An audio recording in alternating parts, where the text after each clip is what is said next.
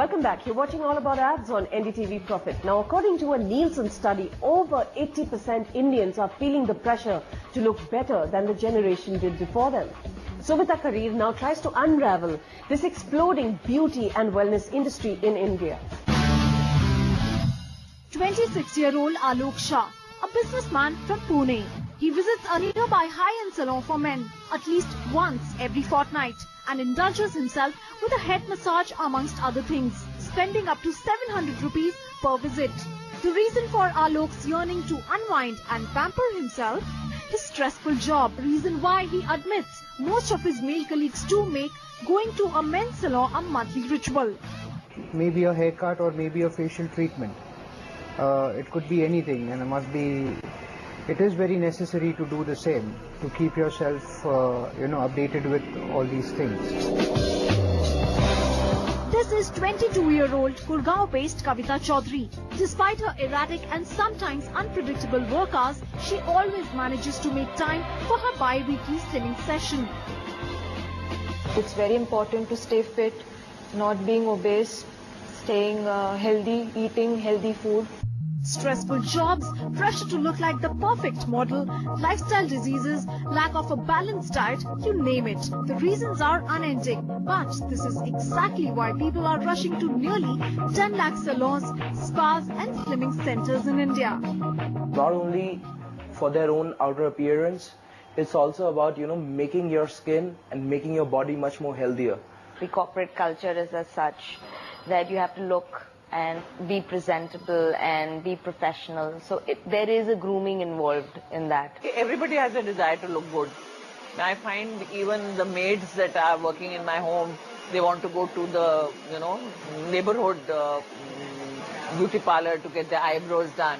In fact, a survey done by the Nielsen company reveals that over 80% Indians feel the pressure to look better than the generation before them, and almost 30% of those surveyed are spending more on beauty products and treatments. 36% invest monthly on hair care, and over 20% get facial treatments every month. Education and training and meeting a professional who can do that for you becomes more and more important, and this is where, as L'Oreal, we are spending all our money, a large chunk of money, on education and training of professionals to deliver this customized for each of the consumer who walks in. Market has always been driven by the wedding market. About 10 years or 12 years back, a singular wedding would have about 2 ceremonies or 3 ceremonies. These days, typically, there are about 5 ceremonies.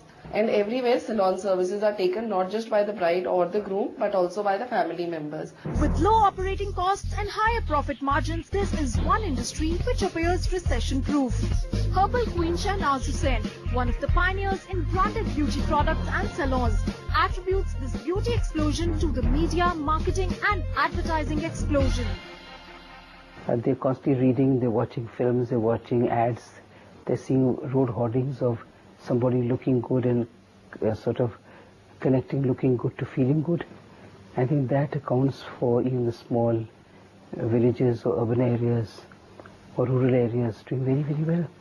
You find that from rural to urban, there's a shift happening. Second one is that per capita disposable incomes are growing across urban and rural. And what we find today is that rural markets continue to grow and are growing actually much faster today than urban, which is showing that rural consumers also are aspiring to the same beauty standards or benefits as an urban consumer. Experts say it's the increasing male market that is leading this change. Men like Rohit, who frequented salons only for a haircut, are exploring other treatments.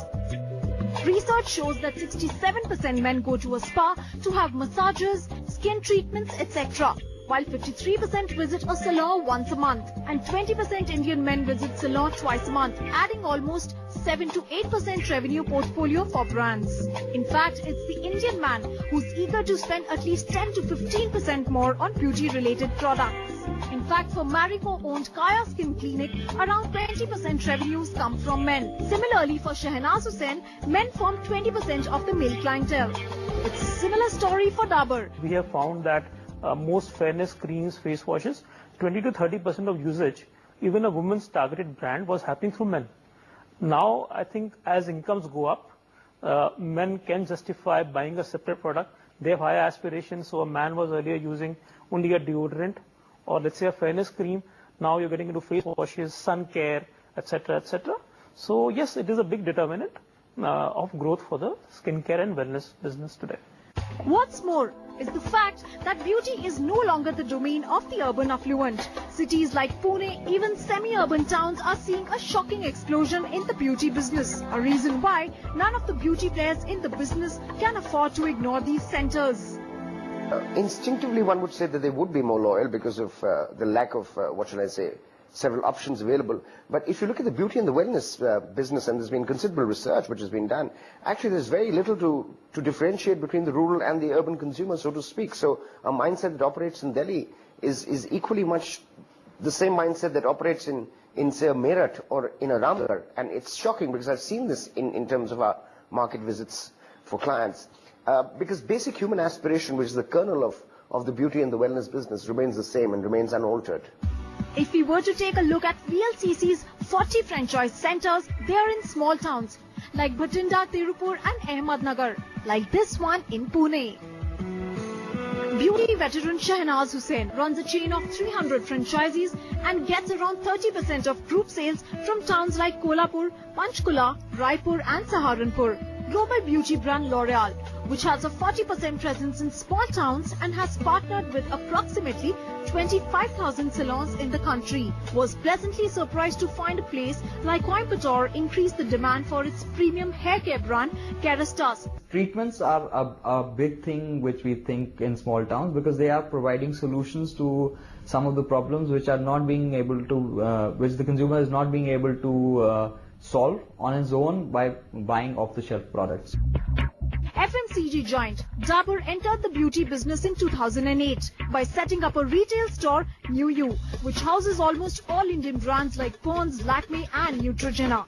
The company admits 50% of revenues come from the semi-urban strata, a reason why the company organizes annual shows like Dabur Amla Rani Banke Dikhao and Dabur Amla Sushil Sundar Pratiyogita and the latest Gulabari Miss Rose contest. In fact, the winner of the Gulabari Miss Rose contest is among the winners in the Femina Miss India 2012. The brand for this contest launched print and radio ads, on-ground activations, for which it received over 6,000 inquiries in Hyderabad alone. Marico-owned Kaya Skin Clinic spends approximately 10 to 12% of its revenues on promotions to cater to its customer base, which has grown to 5 lakh plus in 9 years. Shahnaz Hussain, on the other hand, says her brand relies less on marketing and branding and more on direct marketing, running deals like 15-day offers, which have helped the brand increase its sales volumes by up to 20%. To begin with, you have to analyze the fact that these brands belong in the lifestyle space.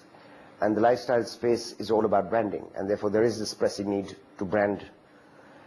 What is also important is that to a large measure this entire category is getting commoditized to a large extent, and therefore once again the pressing need to stand out and therefore be branded. Indians are still not understanding how the power of product and how it can be sold within the salon. That is again where I feel marketing at various levels need to be imbibed in our salon industry. But despite being an expanding industry, it's faced with several challenges. Unorganized market, lack of good products.